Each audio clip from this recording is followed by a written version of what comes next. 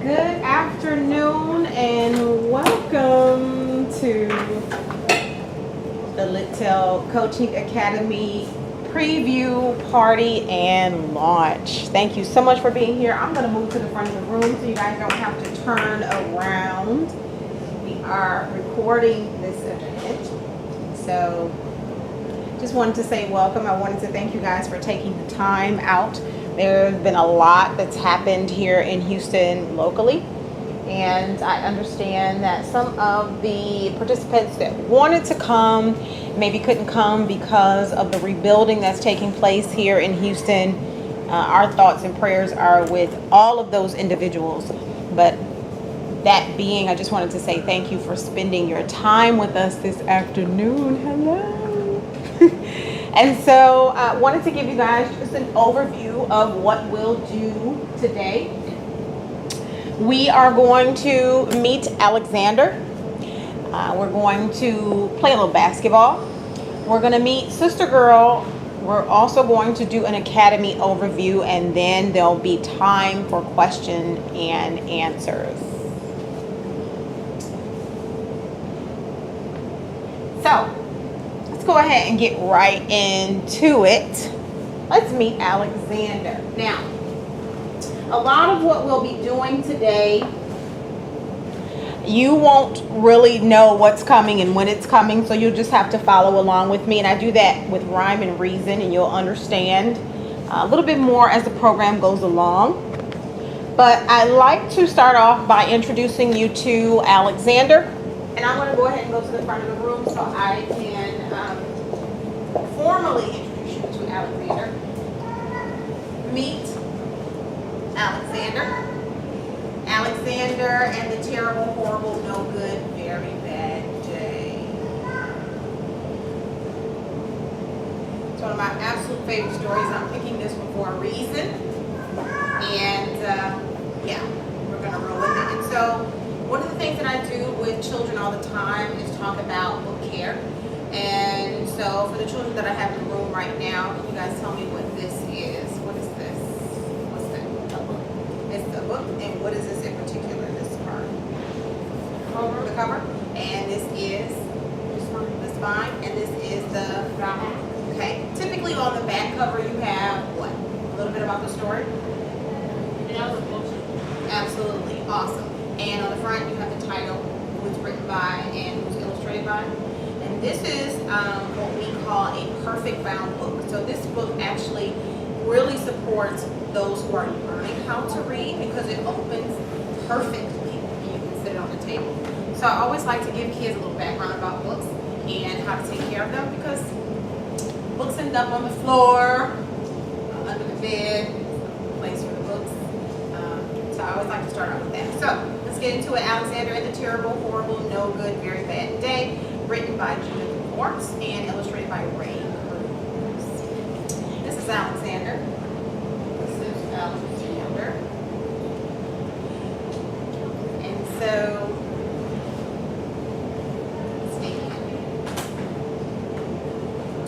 I went to sleep with gum in my mouth, and now there's gum in my hair. And when I got out of the bed this morning, I tripped on the skateboard, and by mistake, I dropped my sweater in the sink while the water was running, and I could tell that it was going to be a terrible, horrible, no good, very bad day.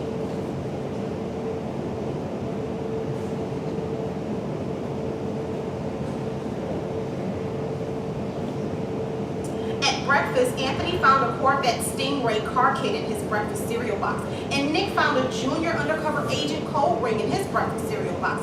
But in my breakfast cereal box, all I found was breakfast cereal. I think I'll move to Australia.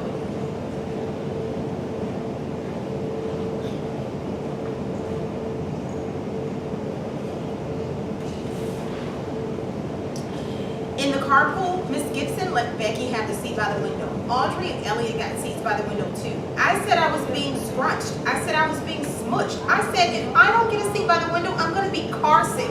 No one even answered. I could tell it was going to be a terrible, horrible, no good, very bad day.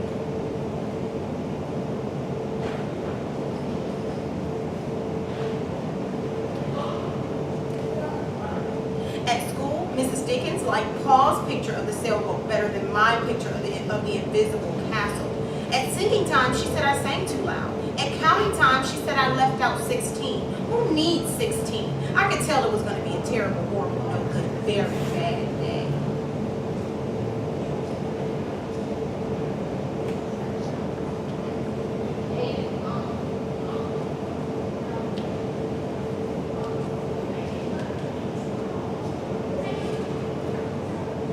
I could tell because Paul said I wasn't his best friend anymore. He said that Philip Parker was his best friend and that Albert Moyle was his next best friend.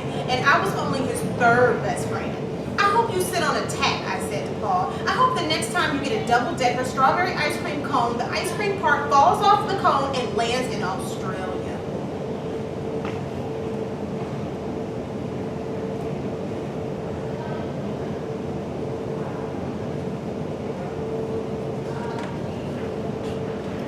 There were 2 cupcakes in Philip Parker's lunch bag, and Albert got a Hershey bar with almonds, and Paul's mother gave him a piece of jelly roll that had little coconut sprinkles on the top. Guess whose mother forgot to put in dessert? It was a terrible, horrible, no good, very bad thing.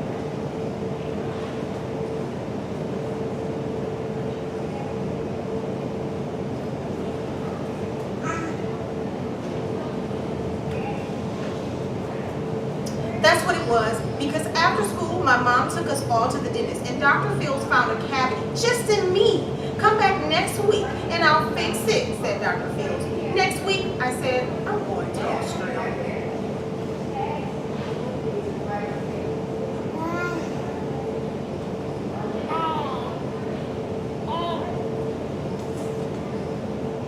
On the way downstairs, the elevator door closed on my foot. And while we were waiting for my mom to get to the car, Anthony made me fall where it was muddy. And then I started crying because of the mud. And Nick said I was a crybaby. And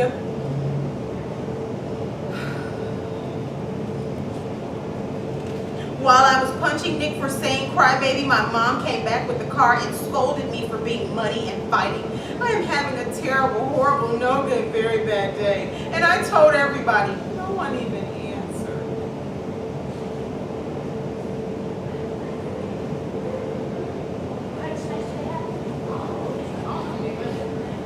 So then we went to the shoe store to buy some sneakers. Anthony chose white ones with blue stripes. Nick chose red one with bright stripes. I chose blue one with red stripes. But then the shoe man said, we're all sold out. They made me buy plain old white ones, but they can't make me wear them.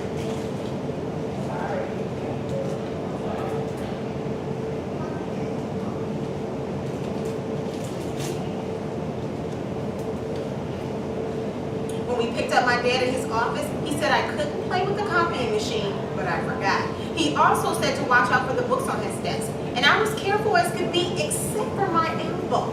He also said don't fool around with his phone, but I think I called Australia. My dad said please don't pick him up anymore. It was a terrible, horrible, no good, very bad day.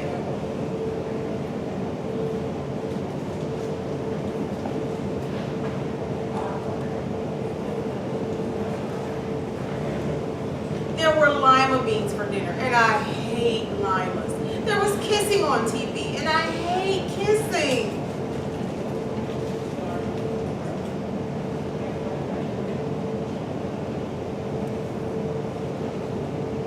My bath was too hot. I got soap in my eyes. The marble went down the drain, and I had to wear my railroad train pajamas. I hate my railroad train pajamas.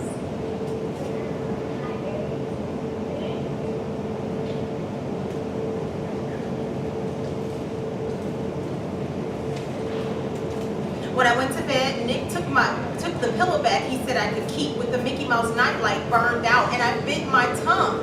The cat wants to sleep with Anthony, not with me. It's been a terrible, horrible, no good, very bad day. My mom says some days are like that.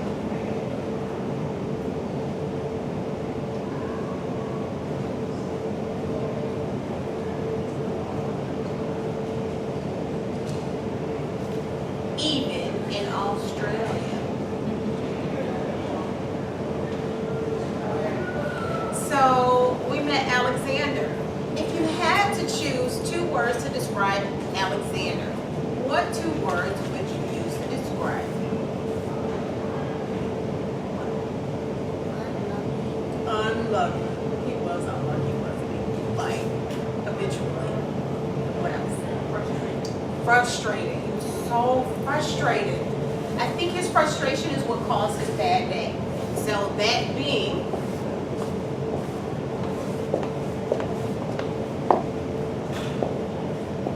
Alexander taught us that feelings really are things.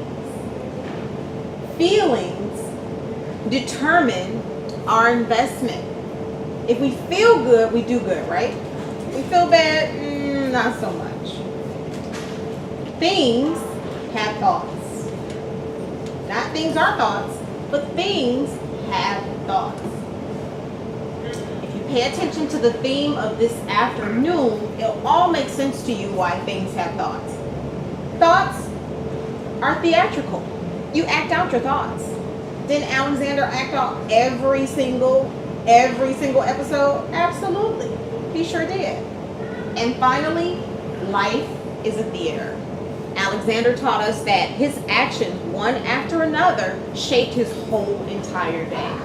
And so that's what I want to start on for this afternoon, about how we feel about literacy and how we shape our ideas about it. Perception really is everything. If you look at the technical definition of perception, it's the ability to see, hear, or become aware of something through the senses. The normal limits to human perception is the example. It's also the state of being or process of becoming aware of something through the senses, the perception of pain. And lastly, it's a way of regarding, understanding, interpreting something, or making a mental impression. Perception is everything when it comes to literacy. Where we are, how we think, and what we do is the act itself. Remember, life is theatrical. And so that is why perception is everything. If you perceive things and you're acting them out in a way, it'll all make sense to you, right? Perception shapes who we are. It shapes how we learn. It shapes the world around us and everything else. Now, when we learn to read in a way that is, should I say, a little confusing. We don't necessarily learn about the input of perception until we're in the higher grades. But at the Lit-tel Coaching Academy, what we focus on is perception. Alexander, for example, he perceived that he was going to have a horrible day. Did he have a horrible day? Yeah, because that's what he perceived. Think about it. He had a horrible day. Everything he learned that day was all put off. The world around him made his day worse. And it was just horrible all around. So perception really is everything. And we focus on that intently with the Academy. There are two types of perception. And we also elaborate on the two types as we teach, as we mold, as we actually educate. There's the fixed mindset. And there's the growth mindset. Now, the growth mindset is becoming pivotal into the educational system. There are tons of data that says the growth mindset is going to produce a classroom that is engaged. It's going to produce students who learn consistently and consecutively. And it's also going to create an environment so that they feel comfortable learning outside of the classroom. So the growth mindset is what we'll focus on for the rest of this afternoon. But I want to take a look at the differences in the two. The fixed mindset. Typically, the fixed mindset is, you go in, you learn how to read, you make mistakes, you get frustrated, you get confused, and you get frustrated.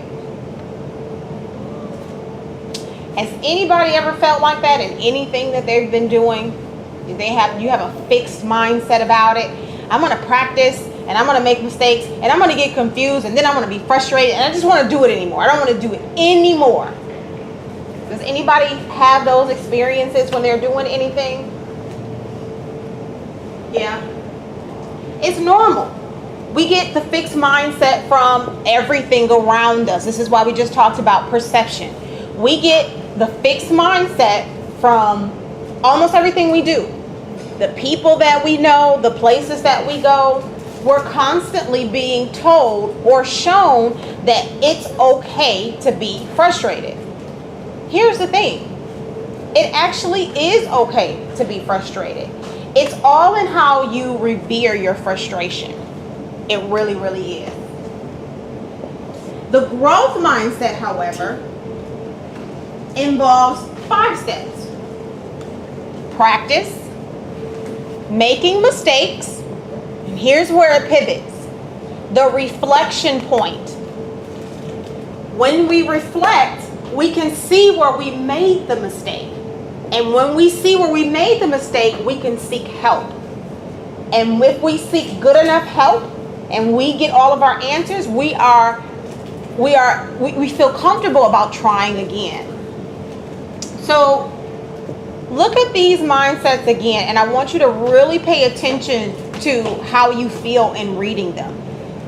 Be assured that everything you want to do well, you have to have a growth mindset. The fixed mindset really doesn't help you. No, I don't care if it's school, home, business, I don't care where it is. The fixed mindset can only really live for so long before it starts to be your attitude. This is why perception is everything. We really, really work closely with your students' perception, okay? Because we are on the other side of it in the growth mindset at the Lit-tel Coaching Academy. All right, that brings us to our first game. I need 2 volunteers. 2 volunteers. I have 2 volunteers. Oh my gosh, I have 2 volunteers. Thank you. So this game, well, I'm not going to tell you the name of the game. I'll just let you play it. And so I'm going to move this chair. And I'm going to go ahead and set the game up for you guys.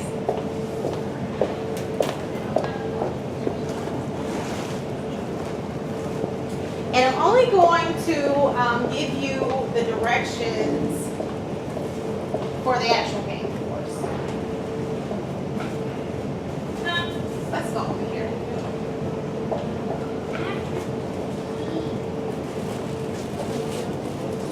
Alrighty. And so the way this game works is I am going to put cotton balls in each of these containers. And I'm going to put the cotton balls down, because that's just a good thing to do. And I am going to,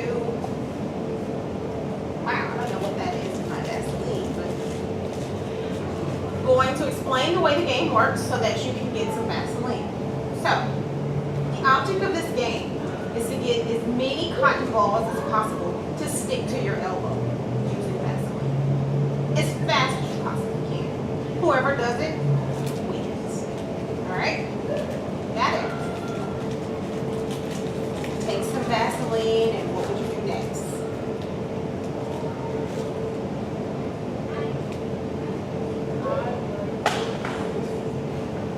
But you have to stick them, where are you trying to get them to stick? Right. Okay, so you're gonna put it on your elbow? Awesome.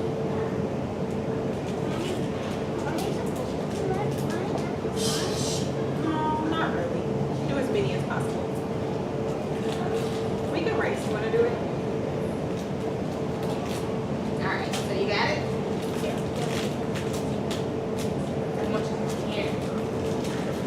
Very good questions, very good questions.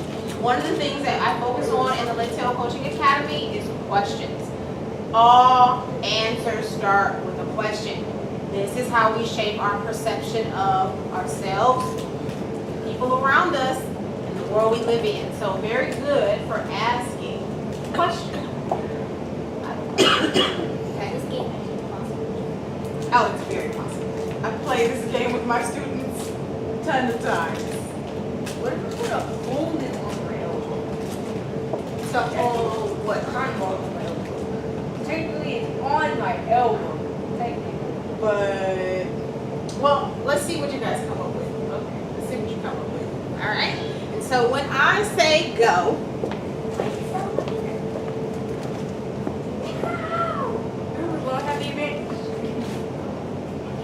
you will.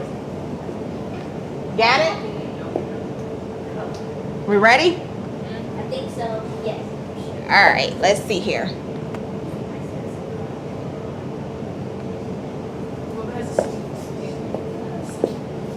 All right. Ready? Yes. Set. Go. Ow, my leg.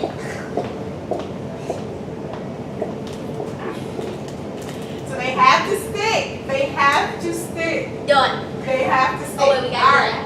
So let's see. Let's count who has the most. Let's count who has the most. Who has the most? Oh, crap. Oh. It's okay. We're gonna count them. We're gonna count them. Okay, cool. So let's Push see. it on there. Push it on there.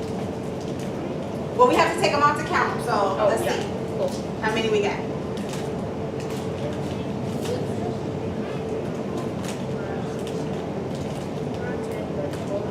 Fifteen. 15? All right. What you got? Ow. You got you got 2. Huh? 1, 2, 3, 4, 5, 6, 7, 8, 9, 10, 11, 12, 13, 14. 14. 2, 4,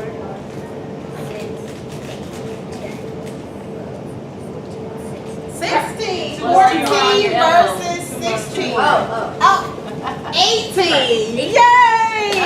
oh. Make sure it's all up. Yes, it is. Well, awesome. Okay, so guys, what questions could you have asked me to give you an advantage? Mine, I just dumped the other questions on the ground. Very good question. Give me another one. What? Is there a possible way to cheat? Is there a possible way to cheat? Absolutely, because those are the questions you're asking me. You're shaping your perception. I give you instructions, and you say, okay, I'm going to do it this way. Could you have asked me if you could have used 2 elbows? Oh.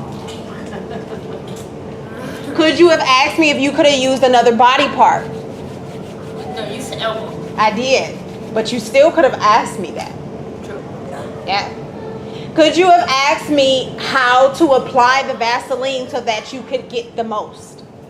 Yes. Do you see why perception is everything and you have to know the right questions to ask?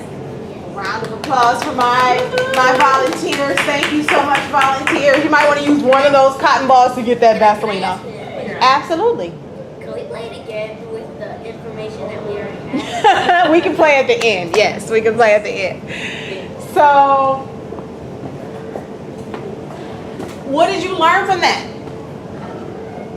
That there's more than one way to have a good time. Absolutely. But there are tons of questions that you can ask when something comes up.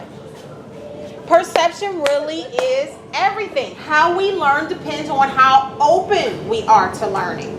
And so it's very important at the academy and outside of the academy that we ask as many questions as possible. That gives us the advantage. It really, really does. Learning is what I believe is a love earning. It's an earning of the way we love and revere ourselves. I've always been passionate about learning. I've always been passionate about literacy. They go hand in hand for me. And I believe I started my conquest, if you will, with loving learning many lives ago. But here in this one, when I was around 2 or 3, because that is around the time that I was introduced to literature. That is, oh, you can go around, sweetheart. Yeah, it's fine. That is around the time that I was exposed to how fascinating literacy really is. Learning is a love earning. You are earning a love of self. You are earning a love of the world around you. And so that is also something that we really, really pride ourselves on at the Academy, is teaching children how to earn the love and respect that they so desperately need through their opportunities to love and to learn. All right. So, next, we're going to play a little basketball. But not really. I know. We are going to read our next selection. Have some examples for you here in this book. The cotton ball that's up there. And this book is called Oops. Another one of my favorite books. I have millions of favorite books. So a little bit, a synopsis on the back, some of the places that it's been actually read and recommended. The School Library Journal is one, the Boston Globe is another one. I'm actually surprised. I'm sure if I look this up here recently that it's been awarded, because this book is really phenomenal. But there's a lot of literal and figurative language in this book, so just stay with me, especially if you like basketball. Oops. Written by Robert Burleigh and illustrated by Stephen T. Johnson.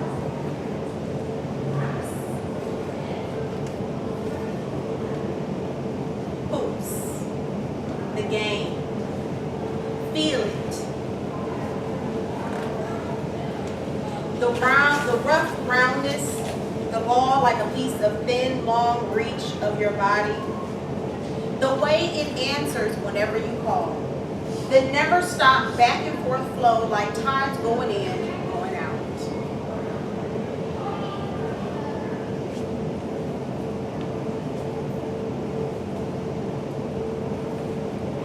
The smooth skaterly glide and sudden swerve. The sideways slip through a moment of narrow space.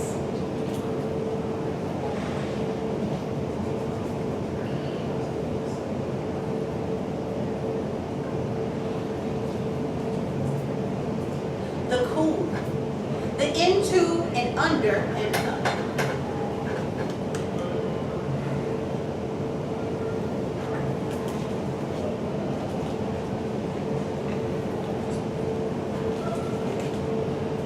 The feathery fingertip roll and soft, slow rock.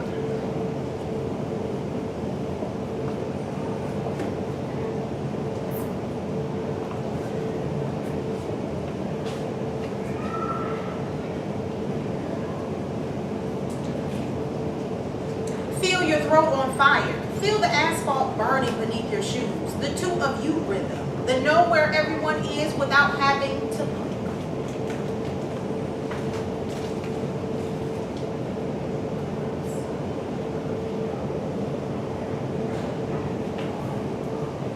The watching and waiting to poke and pounce. The fox on the lurk.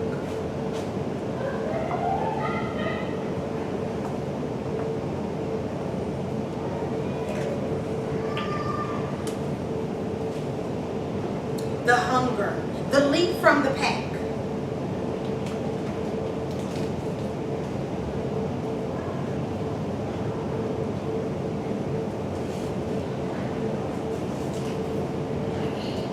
The out in the clear like a stallion with wind in your face. The bent legs tense as the mist shot swirls and silently spins.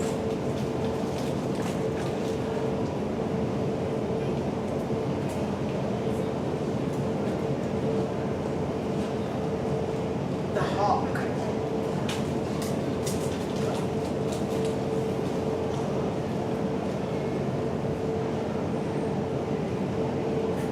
Your arm shooting up through a thicket of arms. The lean and brush and burst free.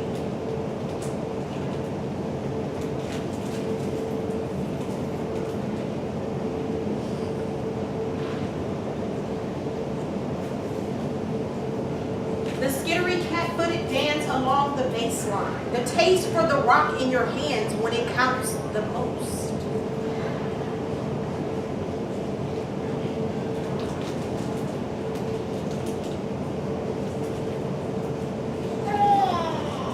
The weight of you hanging from fine invisible threads. The eyes.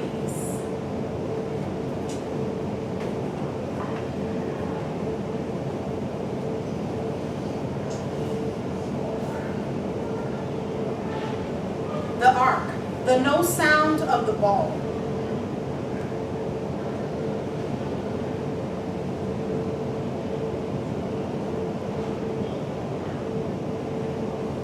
As it sinks through nothing but still, pure air. Yes.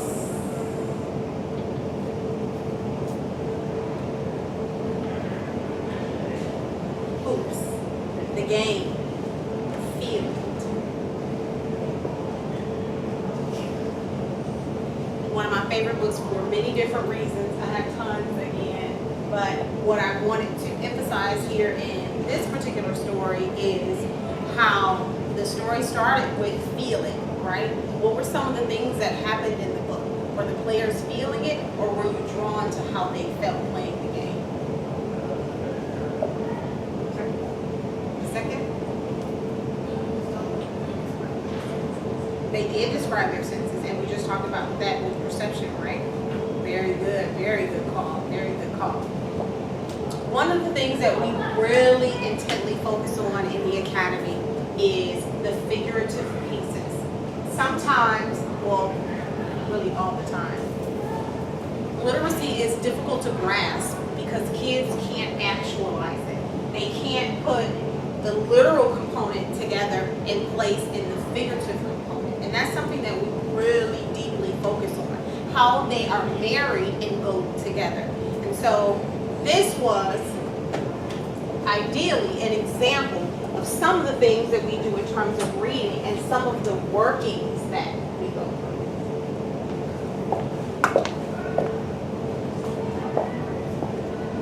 Hoops taught us that the game has feeling. The game has strategy. The game is focus. And the game is experimental. These things are all a part of the literal experience. We started off with Alexander. He had a feeling, right? That's what the game just taught us. Hoops just taught us that. Hoops just taught us there's a strategy to it. And if we focus, we can experiment with how we go about it.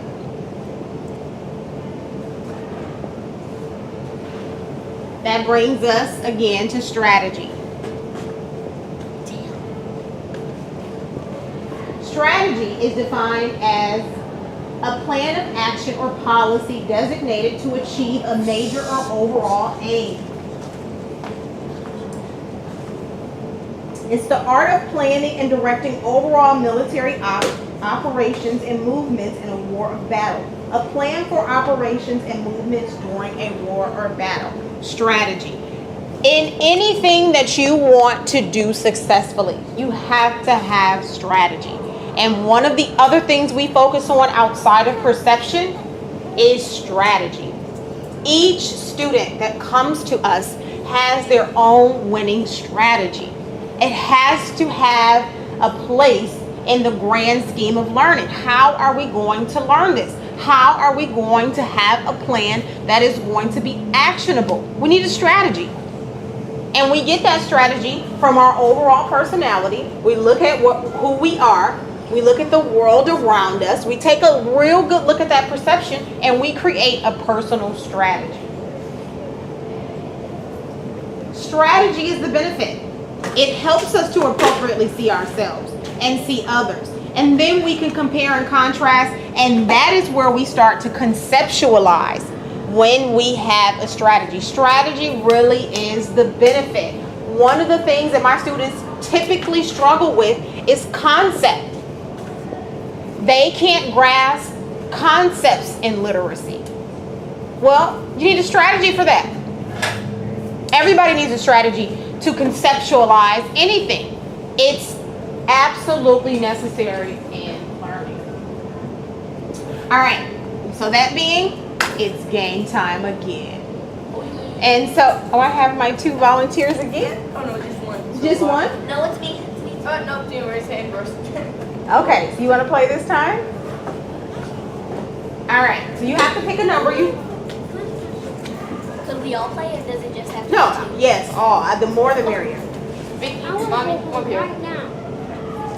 Everybody. I'm talking about right now. What happened? So, here's how we're going to play this game.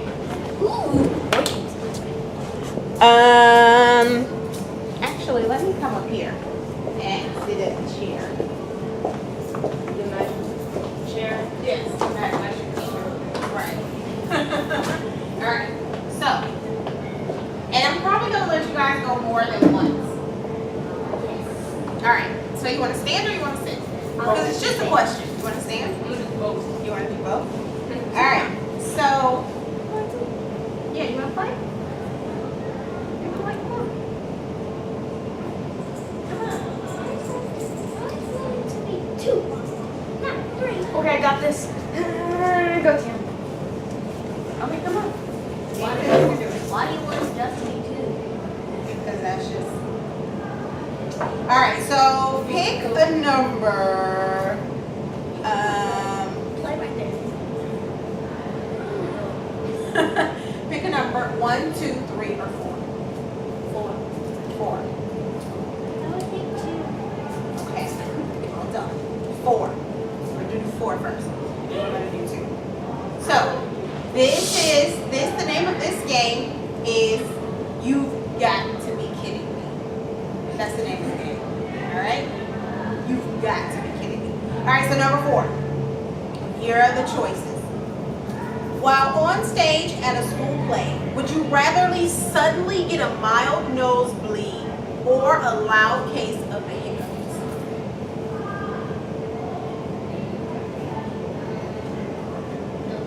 A nosebleed? Why? Because if you're on stage, you would want your hiccups to also move in. But when you're doing those, try Yeah. Very nice. Very nice. Yeah, it is, but you can still wipe it up. Very good. Very good. All right, so now let's go to number 2. Would you rather have a head of twice the normal size or half the normal size? Half? Why? Then your head would be super little. Stop. Why would you want a super little head?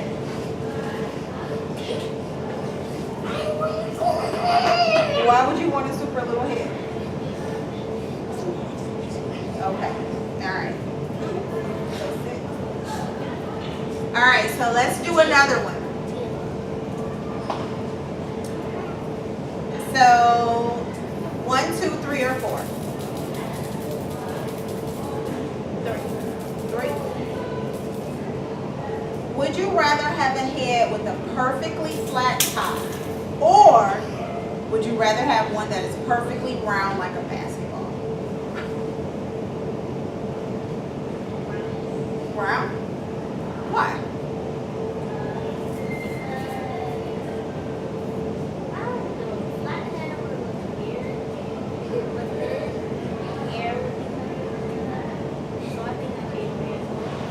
You want flat? Then you can hold these on top of your head. Yeah. It'll look like I just did. I know, right? And you can just free up your arms. Absolutely. You sure could. All right, what number would you pick? What number? 1, 2, 3, or 4? 4? Would you rather lose the ability to feel fear or lose the ability to feel pain?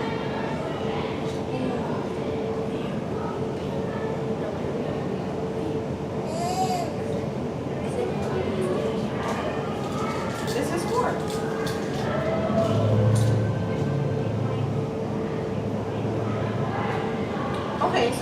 that in a second. So which one would you rather do? Lose the ability to feel fear or lose the ability to feel pain? I'm gonna start being scared of the dark. Yes. Awesome. Very good. Very good. Okay. All right. So you want to give Gabe a try? All right. So Gabe, you ready? 1, 2, 3, or 4? Take 4. Take 4. I'll take 4. And now. Not this one. Okay.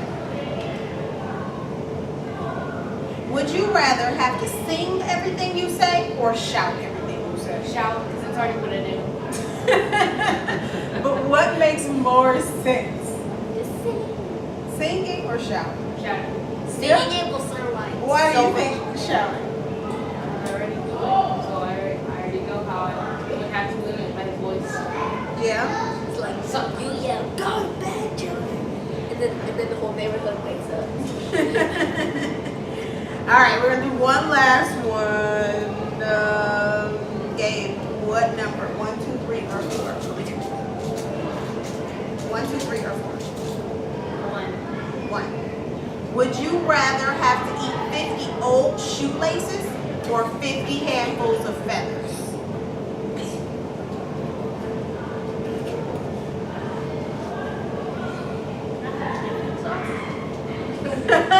Very good, finally! The whole purpose of this game was to ask questions you guys didn't learn from the last one. You have to ask the questions to change your circumstances. So, I don't know, if you did have dipping sauce, would that matter? Yes. Of course it would, you're a window. Change the So, which one would you rather do?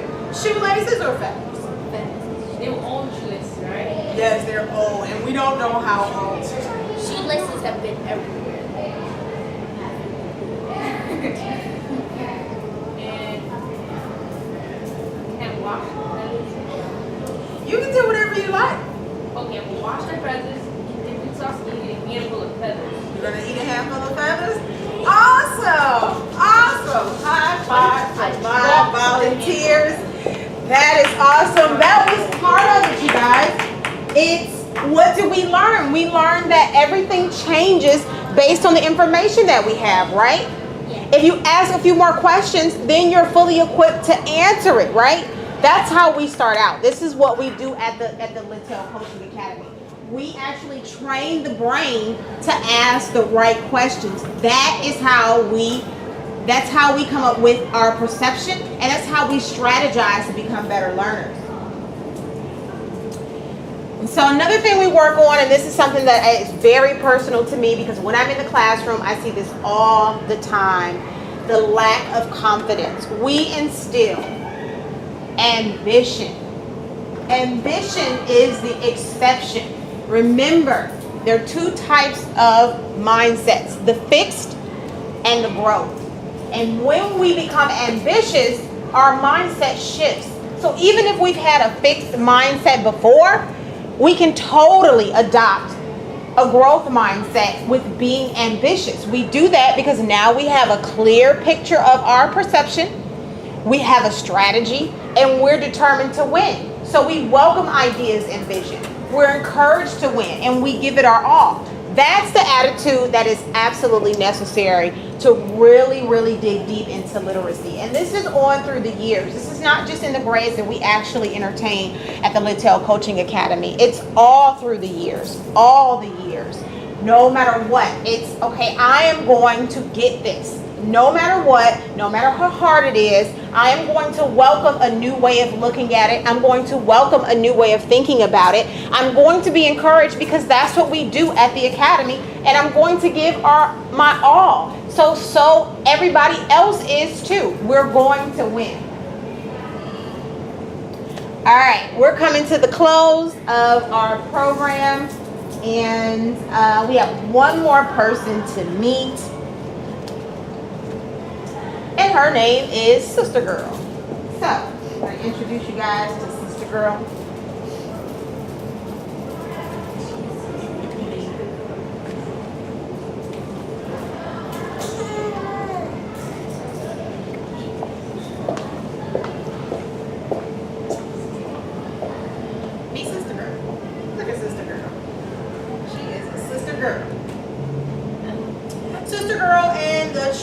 Training Wheels by Nicole Finner. Hi, Nicole. Nicole is an awesome individual. She actually sent me this copy here not too long ago, but it's been a really busy summer, and I was so glad to actually remember that she sent me this because it fit in perfectly with our programming today. And so, Sister Girl and the Training Wheels by Nicole Finner.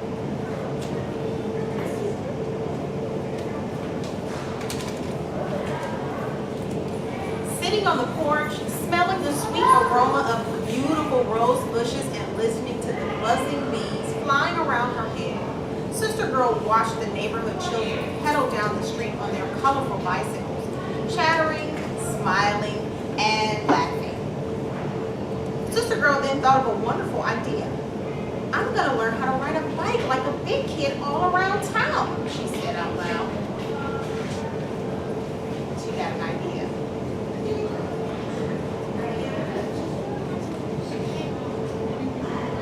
Sister Girl ran in the house and up to her dad sitting on the couch reading the newspaper. Daddy, I would like to learn how to ride a bike. Daddy, can you teach me? Sister Girl, riding a bike is a great responsibility, replied Dad. Are you ready for the challenge? Yes, Daddy, I am ready for the challenge. He said she's ready. You must remember that safety is key. Always wear a helmet when riding your bike. Pay attention to traffic and be aware of pedestrians. I will teach you how to balance yourself and the bicycle. Sister Girl was so excited to finally be a big kid. Dad and Sister Girl got in the car and went to town. On the way there, Sister Girl told her dad that she wanted a sparkling red bike with a basket to hold her water bottle and her cat Jazzy. Dad told Sister Girl, we will see.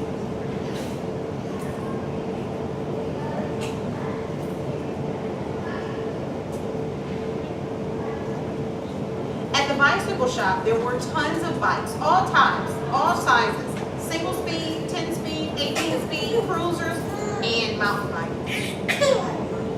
The bikes were red, yellow, blue, and green. Sister Girl skipped all through the store, ponytail bouncing and smiling from ear to ear. She said with excitement in her voice, Daddy, I found my bike. So Dad walked to the back of the store, and there it was, a red bike with splashes of pink, red handlebars, and a basket. Sister Girl said, Daddy, can I please have this bike? Dad replied, if this is the bike you like, I will get it for you.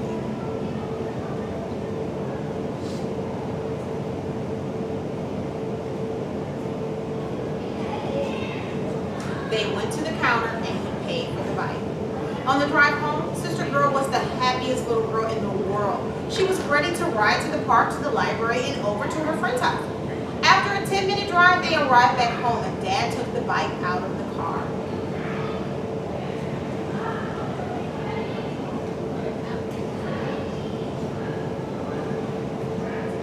Sister Girl was so eager that she jumped on the bike, and to her amazement, she fell right to the ground. Dad told Sister Girl, you must first learn how to ride a bike like anything else.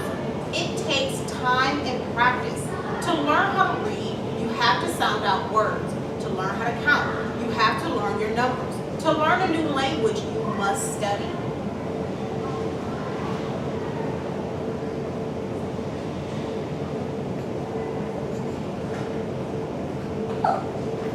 Sister Girl stood up straight, dusted herself off, and with determination said, I am ready to learn.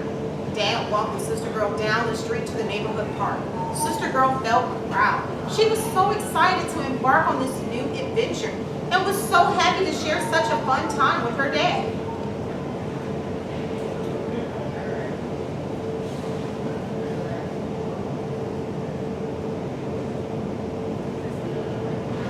When they arrived at the park, Sister Girl fixed her helmet on her head. Dad helped Sister Girl get on the bike. Sister Girl put her hands on the handlebars and her feet on the pedals. Dad held onto the back of the bike seat to help guide Sister Girl around the park. Sister Girl pedaled and smiled, grinning and talking to Dad.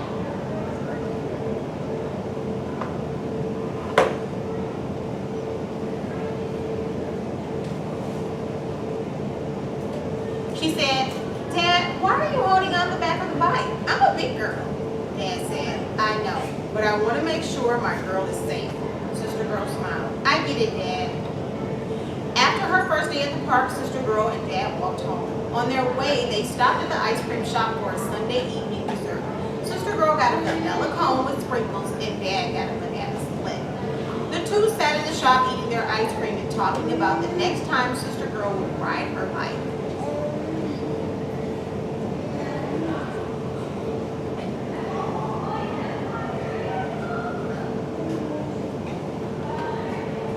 Dad told Sister Girl that he had a surprise for her, and she had to wait until Monday to see what it was. Sister Girl, being the anxious little girl she was, asked Dad so many questions. What's the surprise, Dad? When will I get it? Before school or after school? Dad smiled and said, just wait. It will be well worth it. Sister Girl got ready for bed and went to sleep. The next morning, she got up and went to school.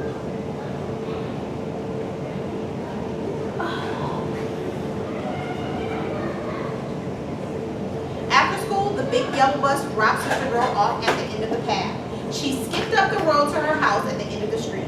While skipping up the road, she told her friends, I will come and play with you later. My father has a surprise for me. When Sister Girl arrived home, she washed her hands and sat at the kitchen table. Sister Girl ate her afternoon snack, a turkey sandwich, a pear, and a glass of water.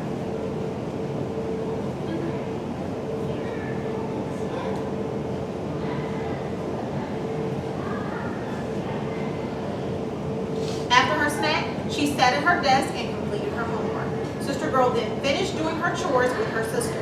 Around 6 o'clock, Sister Girl heard a car drive into the driveway. It was Dad. Sister Girl was so excited. She jumped down the front steps of the house and did 2 cartwheels.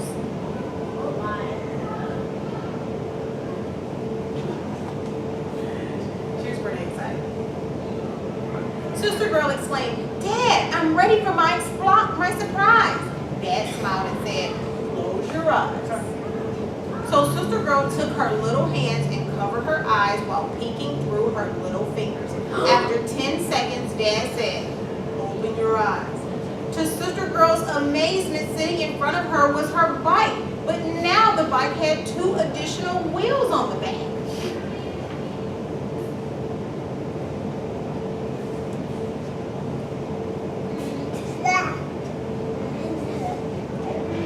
Sister Girl said, Daddy, this is not a surprise. I picked this bike out yesterday. What are these extra wheels on the back? Dad replied, Sister Girl, these wheels are called training wheels, and they will help you learn how to balance and ride the bike. They're also for your safety to aid in the learning process. Sister Girl, being the inquisitive little girl that she was, said, all right, Dad, I'm ready to be a big kid. She got on the bike, and to her amazement, she could pedal on her own, and Dad didn't have to hold the back of the bike. Sister Girl pedaled up and down the street. Her heart felt so warm and excited to ride her red bike in the neighborhood to see her friends. Sister Girl rode the bike the rest of the evening until she was tired and sleepy.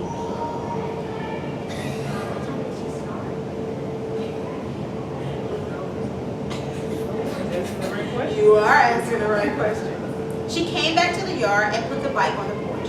Dad was sitting there by the rose bushes, and Sister Girl said, thanks, Dad, for teaching me how to ride a bike. I never knew it took steps to ride a bike like a big kid.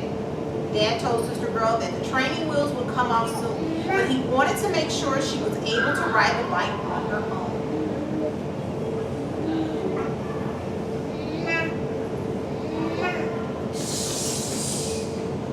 Sister Girl replied, I am happy we took the steps. I am going to ride my bike until the training wheels fall off.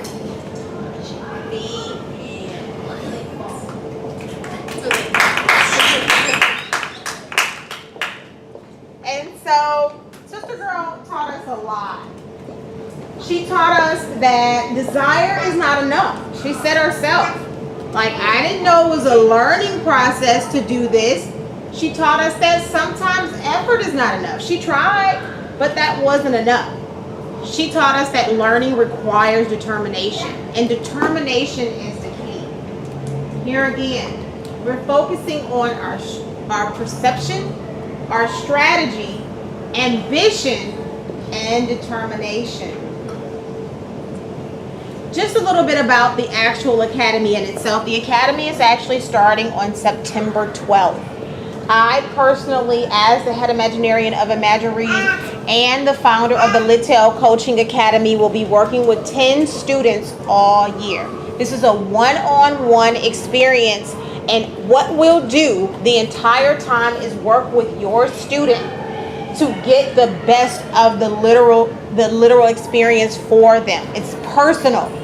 Our goals, our missions, our very foundation is to accept, to welcome, to share, and to encourage. It's what we do at the Academy, and that's what Imagiread is actually all about. And so the process in itself, if you're interested in being enrolled in the Academy, you express your interest, you get tested, we'll discuss the actual options with parents, we'll complete the lessons and evaluate the progress. Now this is a really personal experience, so the actual test is really not a test, it's just a conversation. Once I have an idea of what kind of learner you are and what lessons you'll need to ground and focus you, then I'll discuss those options with your parents, and then from there we'll go through and learn step by step using everything that we talked about today. It's a little bit of this, a little bit of that. It's just like cooking.